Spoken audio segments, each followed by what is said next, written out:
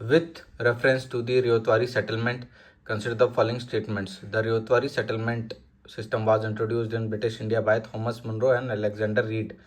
Under the system, the British government collected land revenue directly from the Ryots. The Ryotwari settlement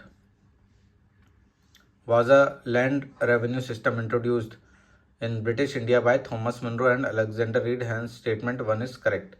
Key features: direct settlement with cultivators. Unlike the Zamindari and Mehalwari settlements, the Ryotwari system established direct agreements between individual cultivator Ryots and the government.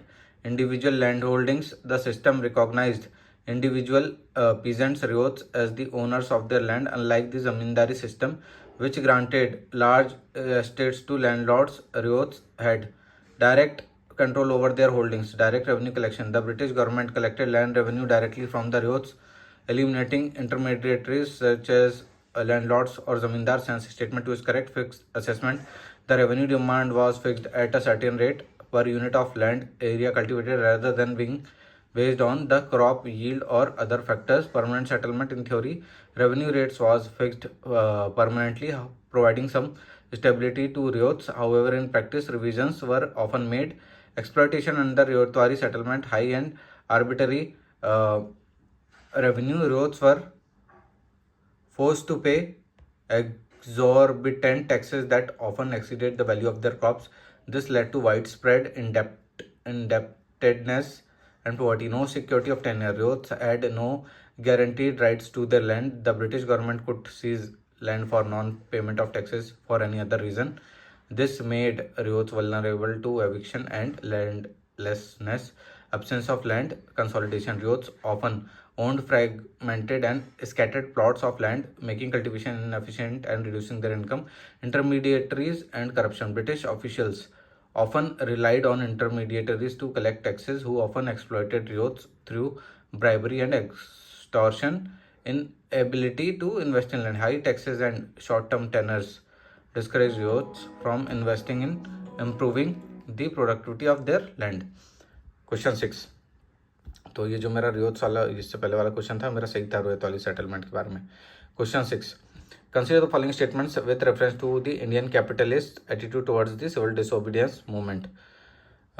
They preferred constitutional forms of struggle. They were unwilling to support prolonged all-out hostility to the government. Ficky supported the principles of movement and condemned police brutalities. कहते ये मेरा गलत था, मैंने D लगाया था. The Indian capitalist class had its own notions of how the anti-imperialist struggle ought to be waged. It was always in favor of not completely abandoning the constitutional path and the negotiating table, and generally preferred to put this weight behind constitutional forms of struggle as opposed to mass civil disobedience. Hence, statement 1 is correct.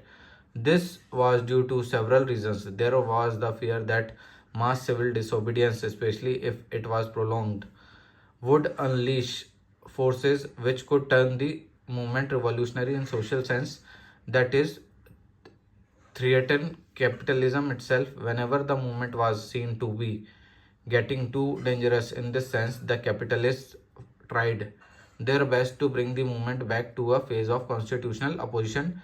The capitalists were unwilling to support a prolonged all-out hostility to the government of the day, as it prevented the continuing of day-to-day business and threatened the very existence of the class. Hence, statement 2 is correct. The Indian capitalists support to constitutional participation, where it be in assemblies, conferences, or even joining the Viceroy's Executive Council, is not to be understood simply as they're getting co-opted into the imperial system or surrounding to it.